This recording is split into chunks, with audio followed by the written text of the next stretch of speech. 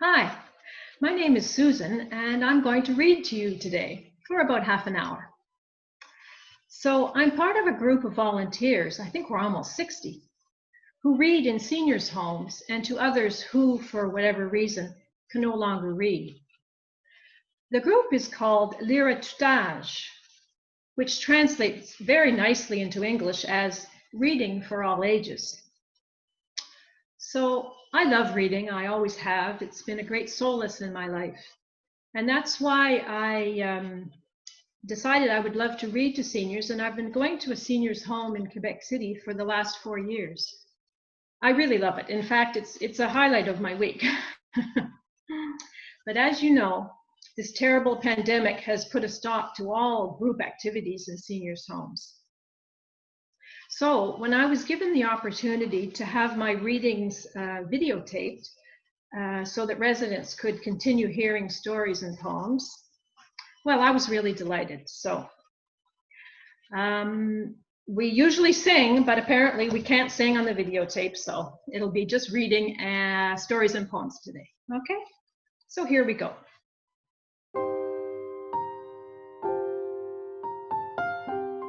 So the first story I want to read is called Thelmas Quilt. It's by Jean Adair. It's actually from a collection of stories. You can see it's called A Loving Voice. I was delighted to find this book because it's difficult finding stories that are short enough and not too complicated that people can stay interested in, even the reader and the listener. And these stories that I have found are really designed for reading out loud. So I hope you enjoy. Thelmas Quilt.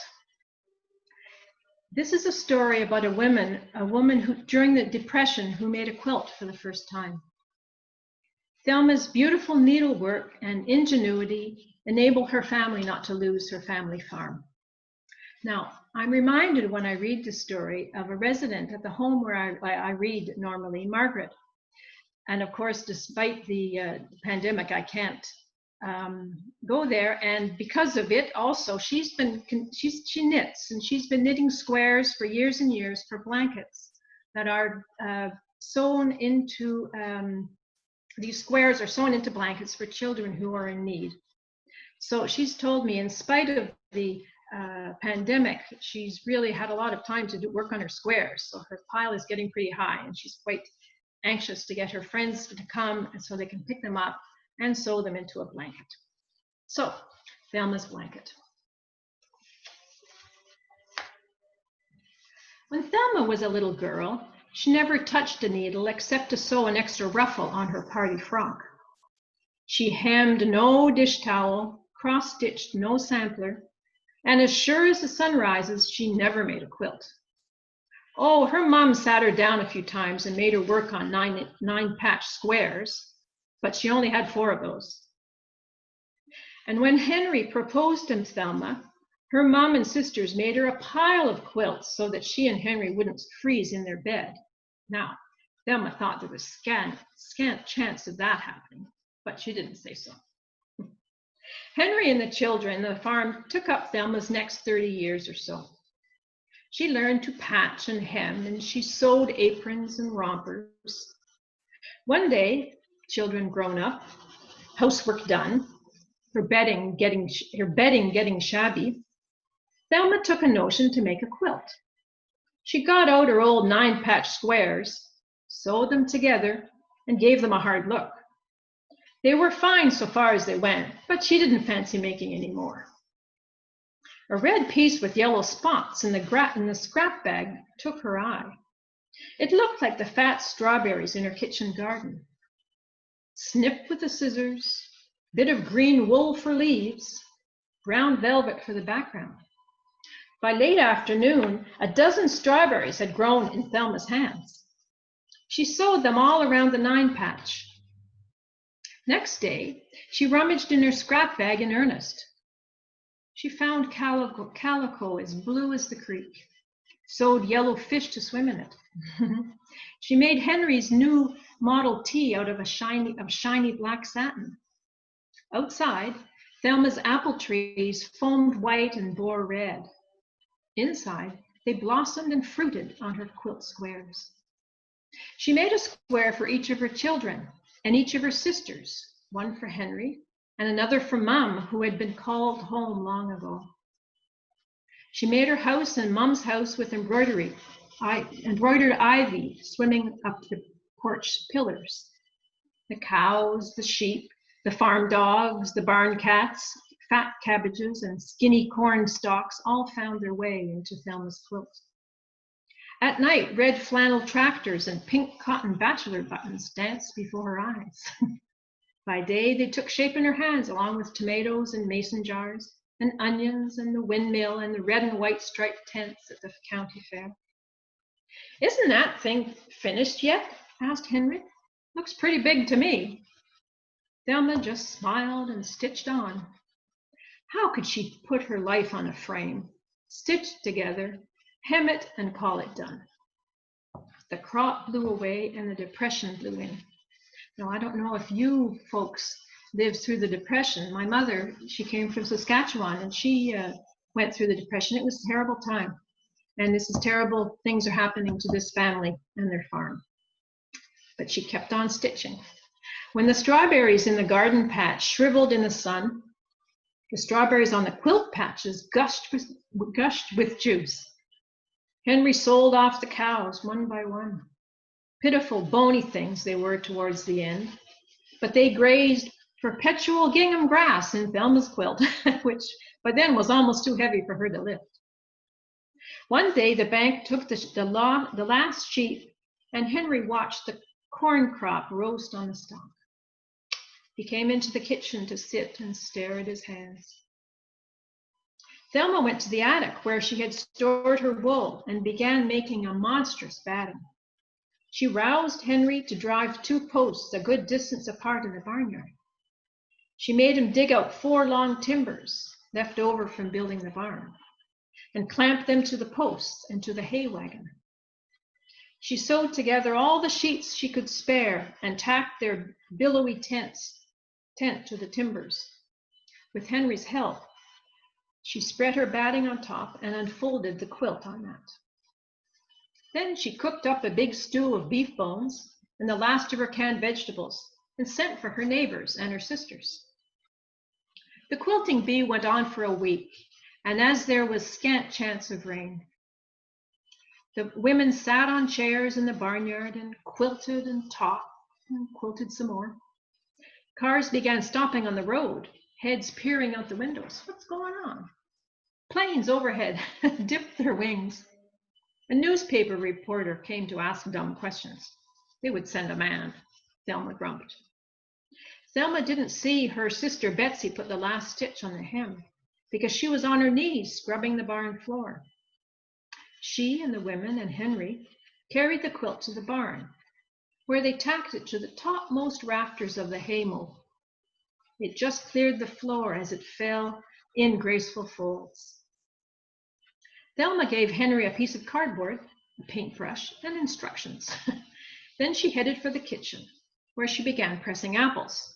At least the bank couldn't take their trees, after all. Thelma set the foamy pitcher of cider on an upturned crate in the yard, along with her everyday tumblers and a cigar box for money. Henry hammered the sign to a fence post just as the first of a parade of cars pulled in. Even during the Depression, a nickel for a glass of fresh pressed apple cider and another to see the world's biggest quilt was a bargain. People came from the 10 provinces and 3 territories and countries that Thelma had to look up in her old geography book. It was pretty popular. Over the years, more reporters came, some from important magazines, some of whom were women for a change. "Is that really the world's biggest quilt?" they asked. Thelma's mom had taught her always to tell the truth, and she had her answer down pat.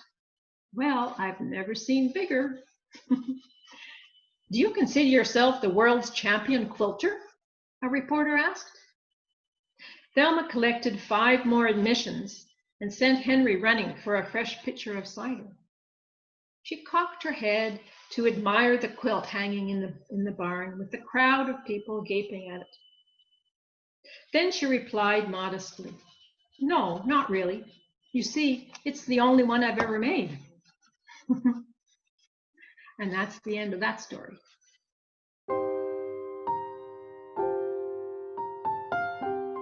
Okay, well, the second reading I'd like to do comes from a tiny book. It's called 18 English and American Very Short Stories. Now, I was delighted when I found these books because they're really, really short stories, and they're kind of spooky. There's ghost stories, and there's strange things that happen. I've had very good success at the home where I read. People really like these stories. They're fun and they're very well written. So there's famous people who have written these very short stories, Charles Dickens, for example. And the one I'm going to read to you today is by Robert Louis Stevenson. You may remember him as the author of Treasure Island or The Strange Case of Dr. Jekyll and Mr. Hyde. So funny, for someone who became so famous, Robert Louis Stevenson lived only 44 years, so he was quite active in those few years that he lived. So the story I want to read to you today is called The Distinguished Stranger. It's short and it's pretty hilarious. So, once upon a time, don't you love stories that begin with once upon a time? Yes. Once upon a time, there came to this earth a visitor from a neighboring planet. So maybe it was Mars, huh? And he was met at the place of his descent by a great philosopher who was to show him everything. First of all, they came through a wood, and the stranger looked upon the trees. "Whom have we here?" said he. "Oh, these are only vegetables," said the philosopher. "They're alive, but they're not very interesting." "I don't know about that," said the stranger. "They seem to have very good manners." "Do they never speak?" "They lack the gift," said the philosopher. Listen to this. "Yet I think I hear them sing," said the other, the man from Mars. "Oh, that's only the wind among the leaves," said the philosopher. "I will explain to you the theory of winds. It's very interesting." "Well," said the stranger, "I wish I knew what they were thinking." "Oh, they cannot think," said the philosopher. "Well, I don't know about that," returned the stranger. You can see they're not really agreeing on much, are they? And then, laying his hand on the trunk of the tree, "I like these people," said he. Personally, I really like trees too. I like hugging trees. "They are not people at all," said the philosopher. "Come along." He's getting a little impatient. Next, they came through a meadow where there were cows. "Oh, these are very dirty people," said the stranger, speaking of the cows. "They are not people at all," said the philosopher. And he explained what a cow is in scientific words, which I've forgotten since. "Well, that's all one to me," said the stranger. "But why do they never look up?" Cows are always with their heads down. "Because they are graminivorous." I had to look that one up in the dictionary. "Graminivorous," said the philosopher. To live on grass. To live upon grass, which is not highly nutritious, requires so close an attention to business that they have no time to think, or speak, or even look at the scenery, or keep themselves clean." These are cows, right? "Well," said the stranger, "that is one way to live, no doubt. But I prefer the people with the green heads." Now, of course, the people with the green heads are the trees, right? Next, they came to a city, and the streets were full of men and women. They were probably in London. Let's imagine it's London. "These are very odd people," said the stranger. "Oh, no," said the philosopher. "They are the people of the greatest nation in the world." "Are they indeed?" said the stranger. "They scarcely look so." End of very short story. So maybe trees are smarter than people. Maybe he's got something there, right? So that's that for the funny exchange between the philosopher, and the man from Mars.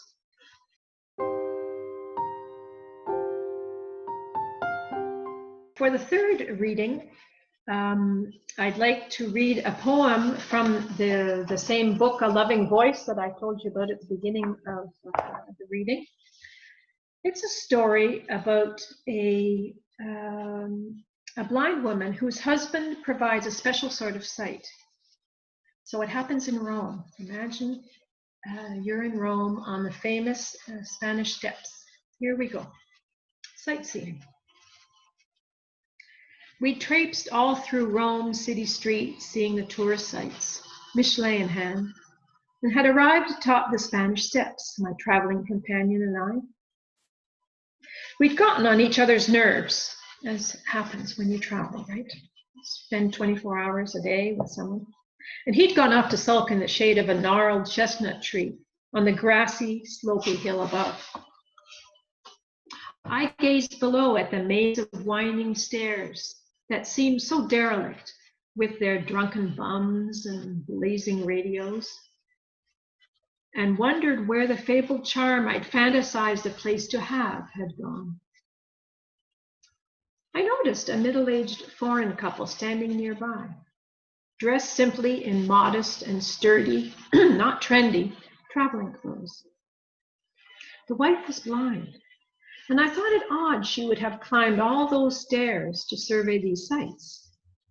If she couldn't see, why had she gone to all this effort? But after a bit, I realized they were speaking French, a language I understand, but in the sweetest tone I've ever heard.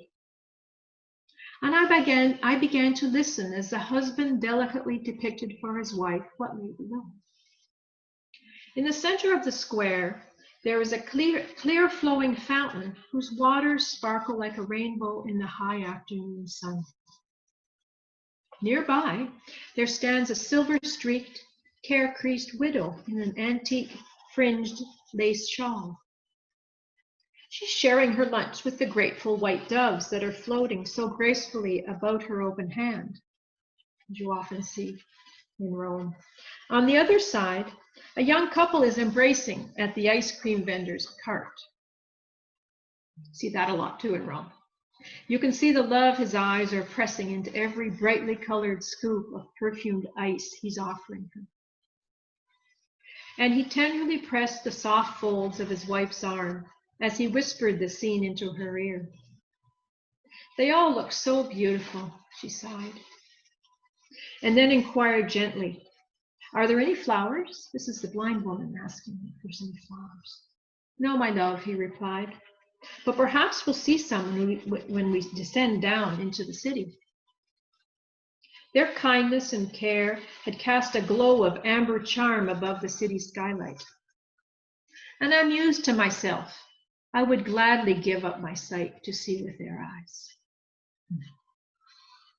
So isn't it interesting how seeing is, sometimes you can see even if you're blind.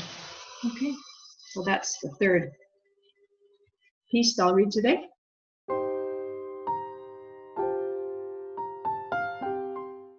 So I'd like to read another story from my book, The Loving Voice, about an elderly father who takes his son to the place where his childhood home once stood and conducts a tour through an imaginary house. It's a story called The Open House by Christopher Woods. It was on a cold February morning that my father and I drove up on the highway to the small town where he grew up. My father was born in that town, raised in a house that his father had built.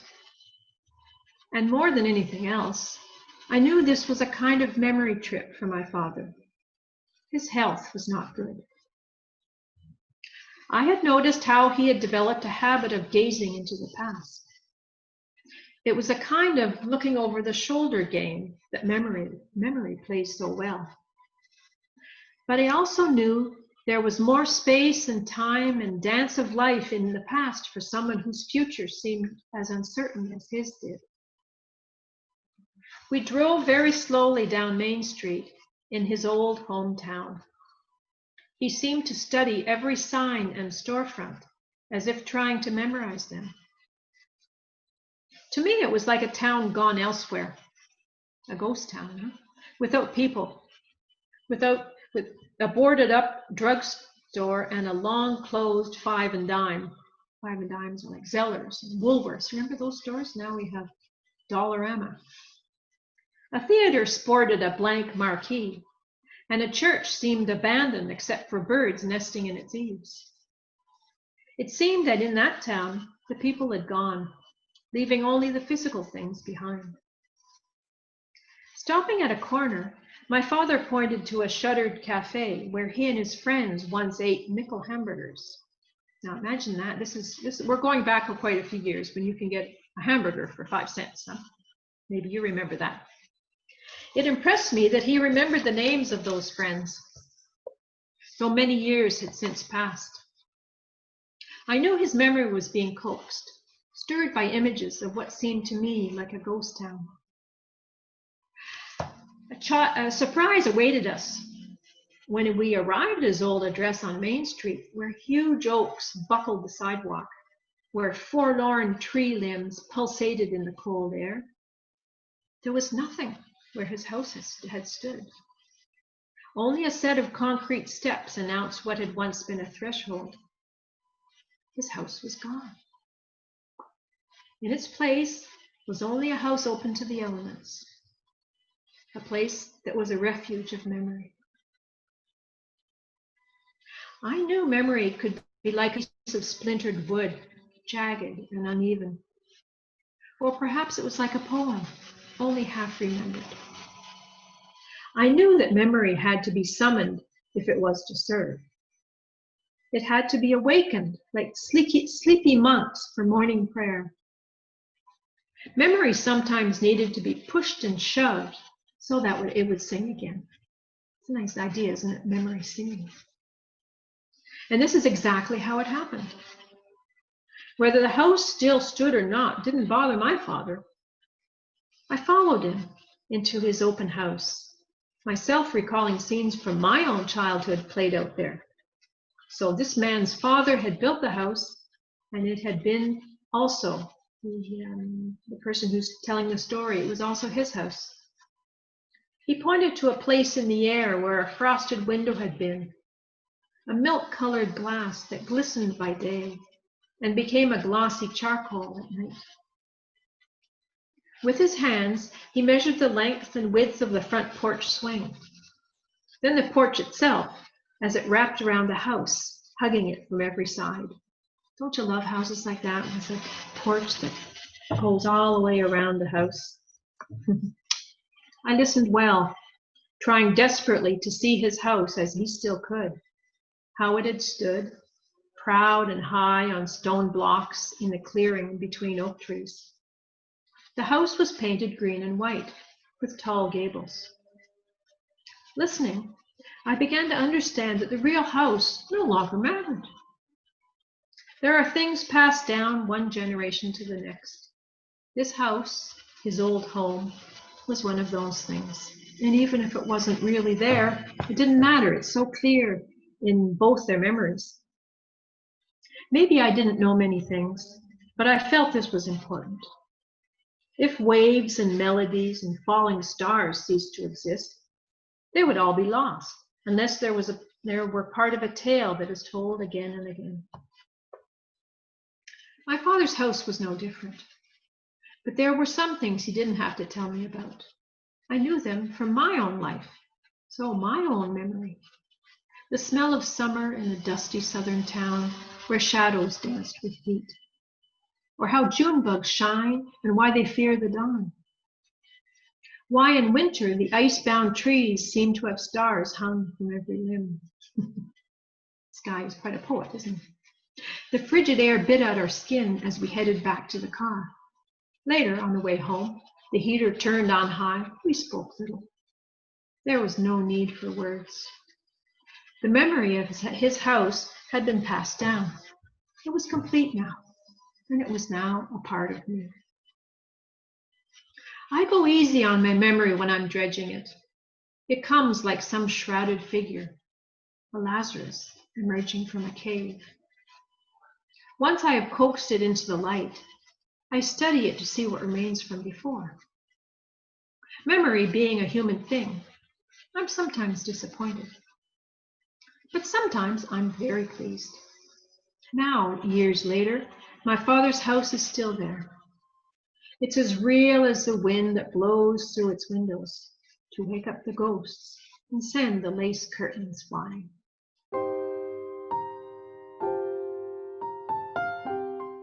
Okay, the last piece is a poem by one of my favorite American poets, someone you may know, Robert Frost. It's taken from an anthology of 100 great poets of the English language, so he made that list. He's considered one of the great poets from the US, and this poem, called The Road Not Taken, is often considered the most famous American poem. So, according to one of his biographers, the poem was inspired by walks that Robert Frost used to take with a friend.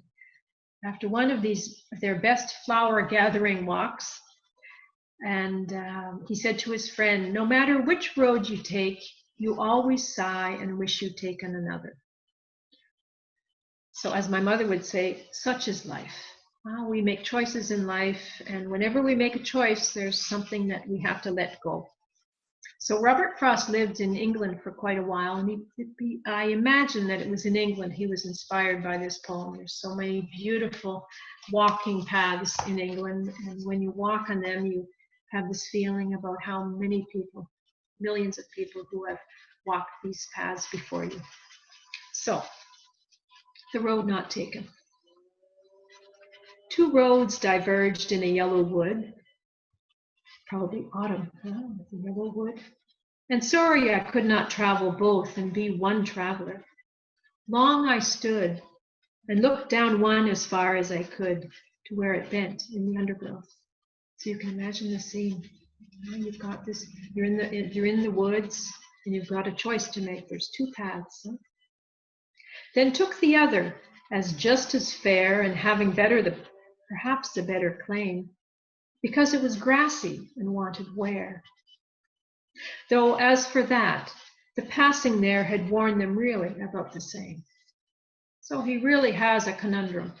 I've got two paths, they've been trodden about the same. Which one will I take? And both that morning equally lay in leaves no step had trodden black. So this is early in the morning probably. And no one has walked on these paths today yet. Oh, I kept the first for another day. Yet knowing how way leads on to way, I doubted if I should ever come back. I shall be telling this with a sigh, maybe with some regret, somewhere ages and ages hence. Two roads diverged in a wood, and I took the one less traveled by, and that has made all the difference.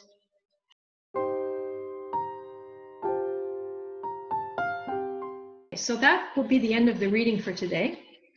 I hope you enjoyed it. I think it's fun. Maybe we can have another chance to get together.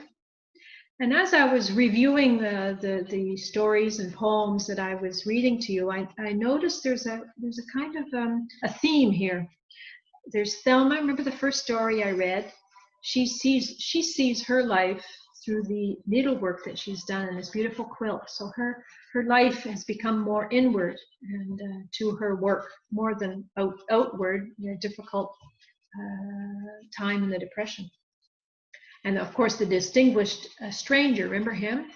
He sees, when he looks at people, he sees nothing very interesting, but then he sees these people with green heads, the trees, and those cows, those dirty cows, they're those dirty people. So he has a really different kind of vision. The open house, well, the old man, he sees his house. He talks about his house as though it's there, even though it's not even really there. And the tourist in Rome, well, here's a woman who is blind, who probably saw a lot more in her mind's eye than people who could see. So there you go. So hope to see you again. Bye.